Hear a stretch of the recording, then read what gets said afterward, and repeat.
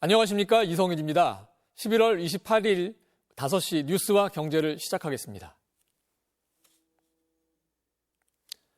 기업 주주들이 배당으로 얻는 소득을 다른 소득과 합산하지 않고 낮은 세율을 적용하기로 여야가 합의했습니다.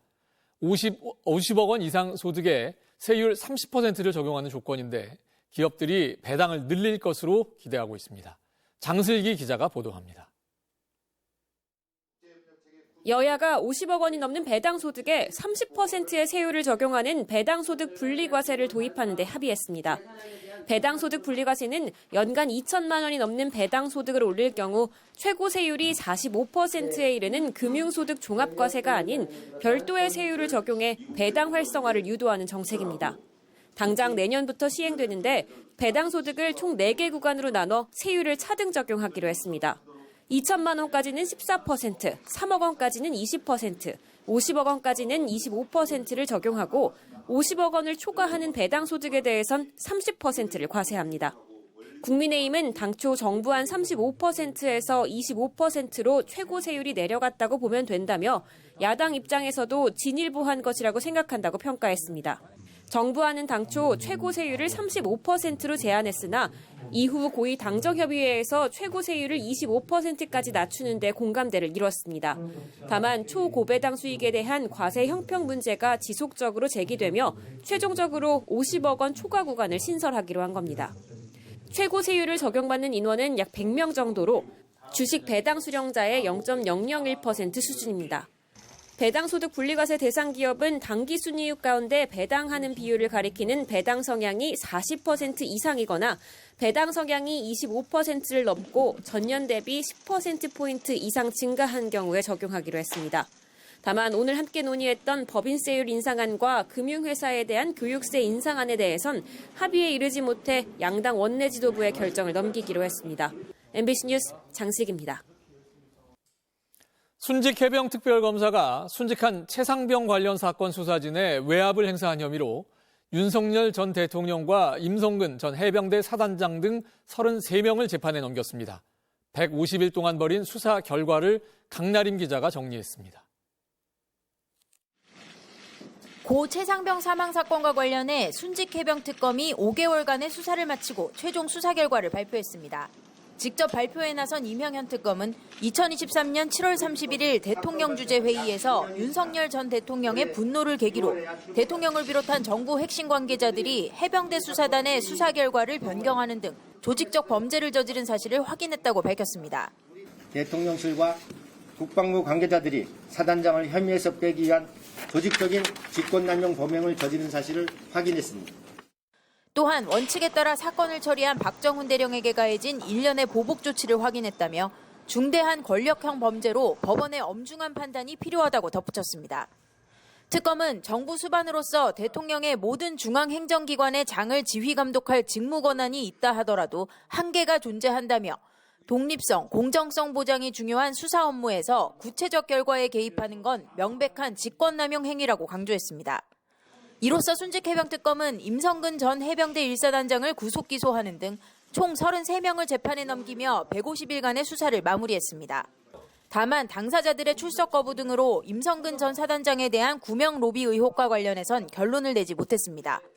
특검팀은 임 전 사단장이 이종호 전 블랙펄 인베스트 대표를 통해 김건희 씨에게 구명을 부탁했을 가능성이 크다고 판단하고 앞으로 공판 과정에서 해당 의혹을 밝혀나간다는 계획입니다.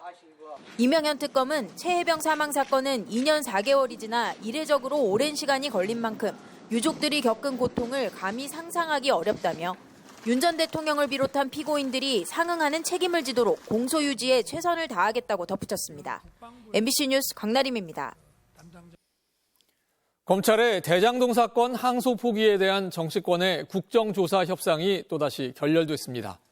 국민의힘은 민주당이 요구하는 검사 항명에 대한 조사나 법사위 차원의 조사를 수용했는데도 합의에 이르지 못한 것은 민주당이 사실상 국정조사를 거부했기 때문이라고 비판했습니다. 더불어민주당은 조사 대상이 아닌데도 항소 포기 국정조사를 받아들였지만 국민의힘이 딴짓을 한다고 주장했습니다. 여야는 이 사안을 다시 논의하기로 했지만 신경전은 계속될 것으로 보입니다.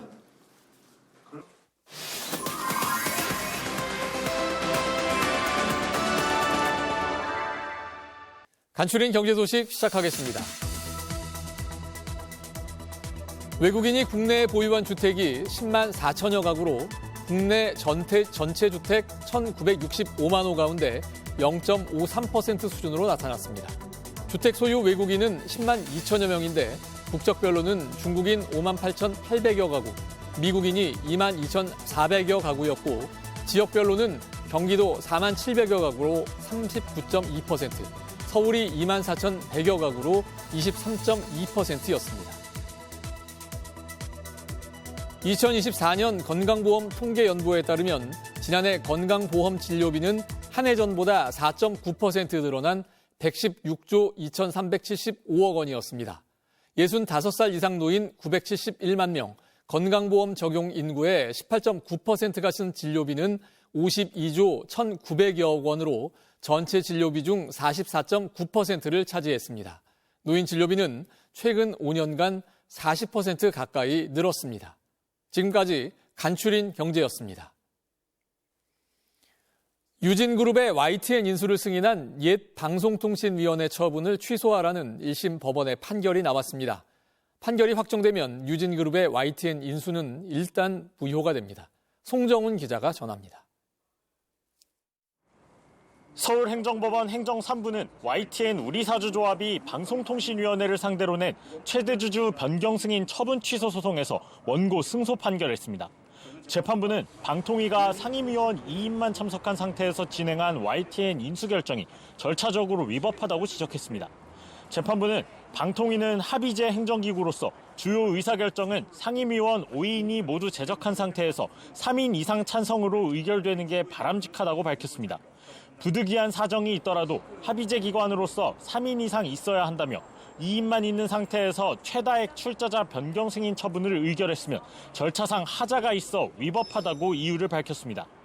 그러면서 제적위원 과반수 찬성으로 의결한다는 방통위법은 방송의 자유와 공공성, 독립성을 보장하고자 한 입법 취지 및 관련 규정을 종합적으로 고려해 해석해야 한다고 지적했습니다. 앞서 유진기업은 2023년 10월 한전 KDN과 한국마사회가 보유한 YTN 지분 30.95%를 취득하며 최대주주 자격을 얻었습니다. 이후 유진기업이 최다액 출자자 변경 승인을 신청했고 지난해 2월 7일 방통위는 2인 전체 회의를 열고 유진기업의 YTN 최대주주 변경을 승인했습니다. 이번 법원 판결이 확정되면 당시 방통위가 승인한 유진그룹의 YTN 인수는 무효가 되고 새로 출범한 방송미디어통신위원회에서 승인 여부를 다시 심의하게 됩니다. MBC 뉴스 송정훈입니다. 이재명 대통령이 장관급인 초대 방송미디어통신위원회 위원장 후보자로 김종철 연세대 법학전문대학원 교수를 지명했습니다. 대통령실은 브리핑에서 김종철 후보자는 헌법에서 보장하는 표현의 자유와 한계에 대해 이해가 깊은 헌법학자이자 언론법 전문가라며 급변하는 미디어 환경에 발맞춰 방송 환경의 공공성을 회복하고 국민의 미디어 주권을 높여줄 것이라고 기대했습니다. 뉴욕 증시는 휴장이었습니다. 우리 시장에서는 코스닥이 초강세였습니다. 자세한 시황은 삼성증권에서 전하겠습니다. 삼성증권입니다. 국내 증시가 혼조 마감했습니다. 코스피 지수는 대형주 약세에 밀려 1% 이상 하락한 반면 제약주가 강세를 보인 영향으로 코스닥은 3%대의 상승률을 기록했습니다. 외국인의 수급이 기존 코스피에서 코스닥으로 움직이면서 두 시장의 방향성이 엇갈렸다는 분석인데 외국인은 코스피 시장에서만 2조 원 넘는 차익 실현 매물을 쏟아냈습니다. 오늘 코스피 지수는 60.32포인트 하락한 3,926.59포인트에 코스닥은 32.61포인트 상승한 912.67포인트에 마감했습니다. 투자 주체별 매매 동향을 보면 유가증권 시장에선 개인과 기관이 매수 우위를 보였습니다. 코스피 시가총액 상위 종목 대부분이 하락했습니다. 외국인이 집중 매도한 삼성전자와 SK하이닉스가 2%대의 하락률을 기록했고 역시나 외국인이 순매도한 네이버와 LG화학도 각각 3% 가까이 또 5% 이상 하락했습니다. 반면 코스닥 시장에서는 보합 마감한 이오테크닉스를 제외하고 시총 33위까지 하락한 종목이 없습니다. 특히 펩트로는 일라이릴리가 비만 치료제를 국내에서 생산한다는 소식에 10% 이상 올랐고 코오롱 티슈지는 신약 임상 성공 기대감에 증권가에서 목표가를 상향 조정하자 24% 가까이 폭등했습니다. 지금까지 삼성증권이었습니다.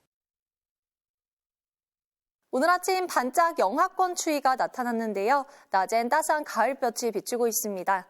조금 전 서울의 모습을 보시면 맑고 깨끗한 하늘에 가시거리가 40km 안팎까지 시원하게 트여 있습니다. 주말엔 남서풍이 불어들면서 예년보다 온화하겠고요. 내일 밤 사이에는 영서 북부와 경기 북부에, 모레 밤 사이에는 수도권과 영서를 중심으로 비가 조금 내리겠습니다. 12월로 접어드는 다음 주에는 본격 강추위에 대비하셔야겠습니다. 이번보다 더 강한 한기가 내려오겠고요. 다음 주 수요일 서울의 아침 기온이 영하 6도까지 뚝 떨어지겠습니다. 내일 전국이 대체로 맑겠고요. 대기질은 무난하겠습니다. 내일 아침 기온 서울이 1도, 춘천 영하 4도까지 떨어지겠고요. 한낮 기온은 서울이 12도, 광주 16도까지 오르겠습니다. 다음 주 수요일에는 충남과 호남에 눈이 내릴 전망입니다. 날씨였습니다. 금요일 5시 뉴스와 경제를 마칩니다. 여러분 고맙습니다.